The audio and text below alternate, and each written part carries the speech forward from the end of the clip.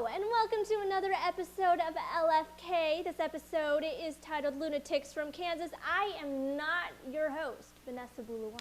That's right, you're not. I'll have what he's having. She's having. Oops. Welcome to the show. We're all crazy this week.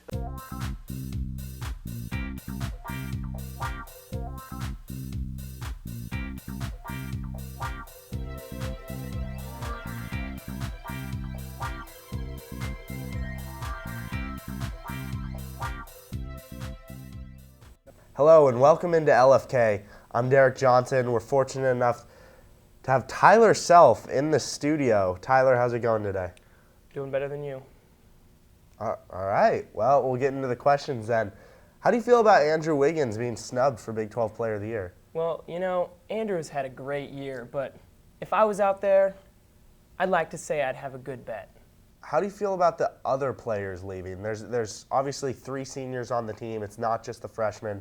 Obviously, Andrew Wiggins is a big role in the team. But how do you feel about the seniors leaving? Are you friends with a bunch of them? Well, I'm going to miss my boys, Nico, Tariq, and Justin. Emmy-winning Justin. But, you know, we've got me coming back next year. Have you heard anything about the NBA in regards to your dad? Well, you know, I've looked into it, and I'd like to say in a couple of years I could be high in the NBA draft. Like top 10, are you talking? Lottery pick? There's a chance I could be a lottery pick. Now, just besides you, what about your dad? I mean, I wasn't really expecting the question to answer to you. Well, hey, wherever I'm going, my dad is going. You ever dunked on Andrew or any of the...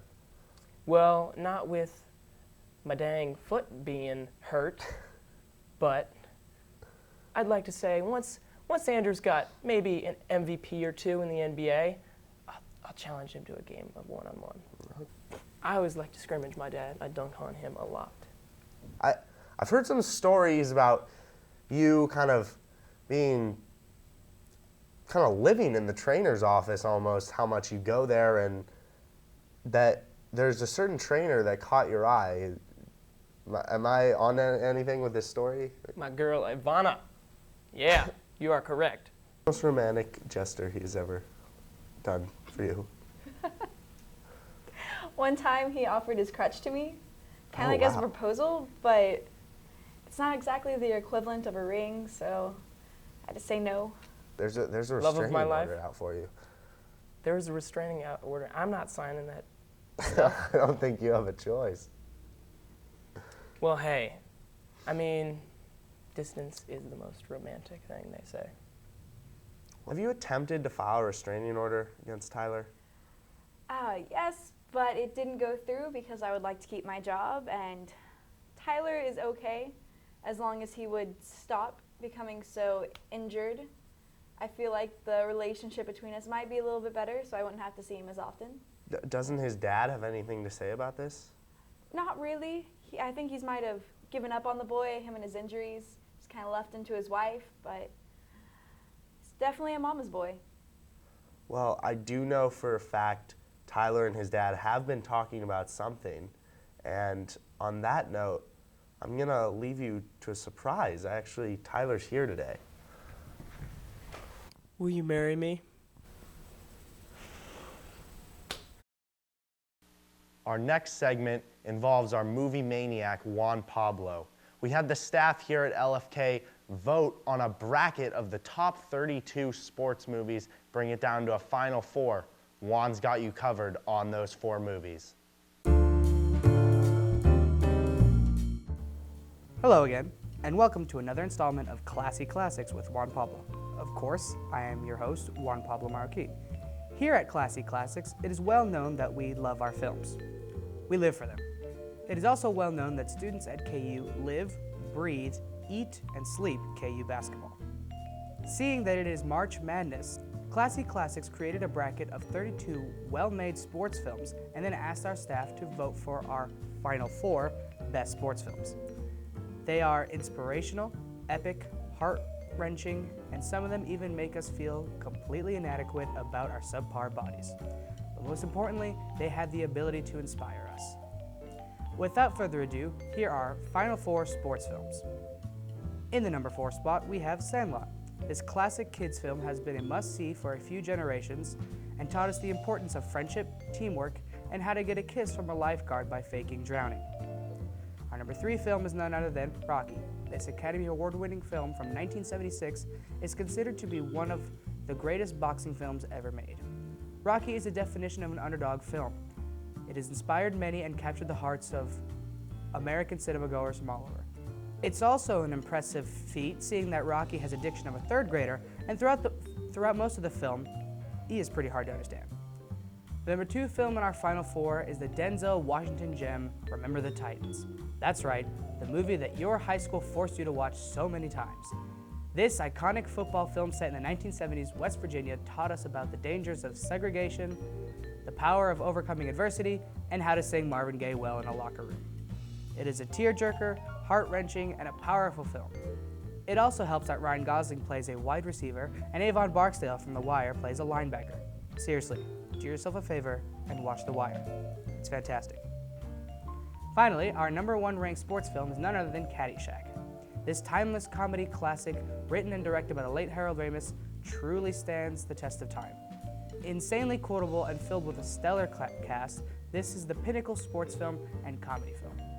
And of course, who doesn't love Bill Murray?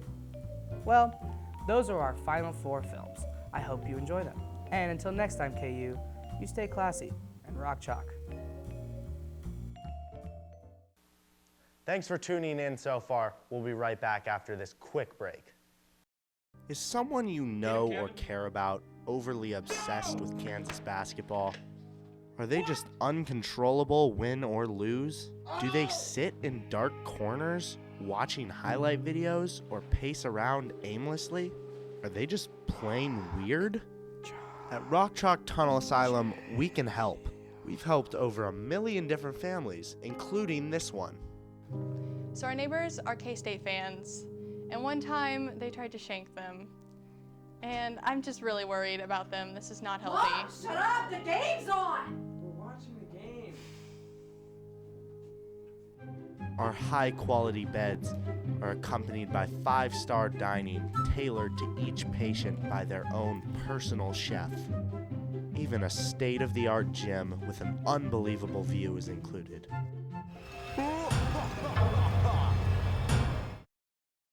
Thanks for staying tuned. Our next segment is Rapid Fire World News.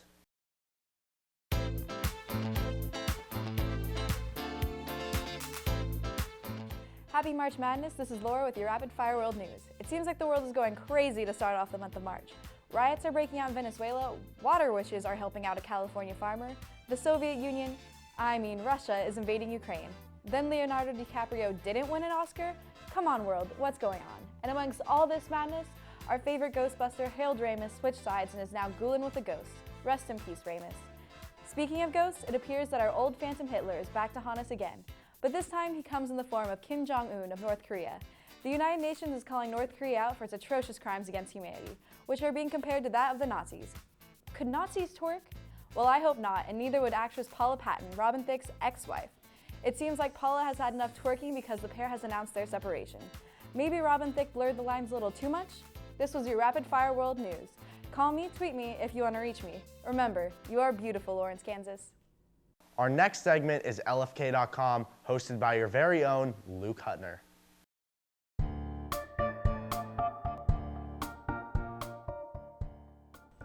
Hey everyone, welcome to LFK.com. I'm your host, Luke Hutner. Starting off this week, we have some truly wacky internet news. A Japanese homeowner, puzzled by the disappearance of the food in his kitchen over the past several months, installed security cameras to figure out where all his food was going. While at work last Thursday, he saw someone moving around inside of his house. He called the police, who arrived at his home to find all the doors and windows locked down tight. The police searched the house and finally found a 58-year-old homeless woman sleeping on the top shelf of the closet. Apparently, she'd been living there undetected for over a year. It's one of those things that would just scare the life out of me, you know? Like, she could have done anything in that year. Anyway, another crazy thing that happened on Tuesday, the KUKA robot took on Timo Boll, who's apparently the best ping pong player in the world. The video seems horribly staged, but it looks really freaking sweet, and I want to play ping pong against a robot. Moving on to more relevant things, March Madness is nearly upon us, and that means there are plenty of funny things floating around the internet that are basketball related. Actually, there aren't that many. The internet doesn't like sports. But anyway, signs at basketball games can be used for good or evil. Here are a few distracting signs that I found snooping around on LFK.com. First, I doubt you dunked on LeBron, but it's a nice sign. Next, take a look at this.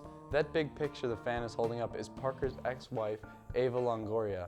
Imagine all the hate beaming down on him from her cardboard eyes. That's distracting. Now check out Face Guy. There's nothing much to say about this. It's just Face Guy. Hey, as a quick note of courtesy, try not to be the guy that blocks everyone's view at the basketball game. Anyway, moving away from sports and onto the internet. Do you remember Face Guy? This is Face Dog. I'm gonna need some therapy after seeing that. That's okay, this little girl will need it too. When told not to scare her, I bet this is how that Wampa in the last picture reacted. That's exactly how I feel some days, and that must have been how Arnold Schwarzenegger felt the other day, because he took his tank and crushed a bunch of stuff at request of the internet. Arnold never ceases to amaze me. And to wrap it up, we have some cute animal puns. First of all, this shark's canine is getting a little loose. Maybe you should go see a dentist or something. And finally, the other day, I went into the doctor's office for a CAT scan, but all they could give me was a lab report. And that does it for LFK.com. Enjoy the rest of your week. I'll see you on 4chan/B.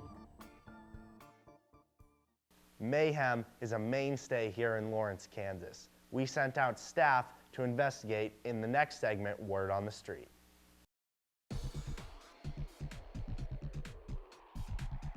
Who is the head coach for the Kansas Jayhawks? Bill Self. Where do the Jayhawks play their home games? Allen Fieldhouse. What number is Frank Mason? This is number 0. Do you know who number 10 is for the Jayhawks this year? Nadir Tharp. Nadir Tharp is number 10 this year. What was he last year? He was number 1. Who is number 1 for the Jayhawks? Sheldon. Who is the leading assist leader? Tharp. Who is the leading scorer for the Jayhawks? It should be Andrew Wiggins. Yes, it is Andrew Wiggins. Do you know where Andrew Wiggins is from? Canada. Who is the shortest player on the team? That would be Mason. Who is the tallest person on the basketball team? Joel Embiid. 3 starters are freshmen. Name 2 of them. Wayne Selden. Yes. And Wiggins. Who are the 3 seniors on this year's team? Justin Wesley, Tarek Black, and Deco Roberts. Name 3 starters on the Jayhawks this year. Joel Embiid, Nadir Tharp, and Andrew Wiggins. Can you list 2 more? Wayne Selden, and then Perry Ellis. How far did the Jayhawks go in the tournament last year? Was it the Sweet 16? Yes, that is correct. How many conference finals have the Jayhawks won straight? 10.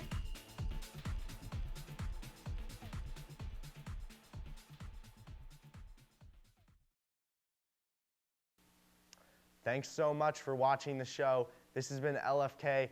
On behalf of the whole staff, I'm Derek Johnson. Have a good one, Lawrence, Kansas.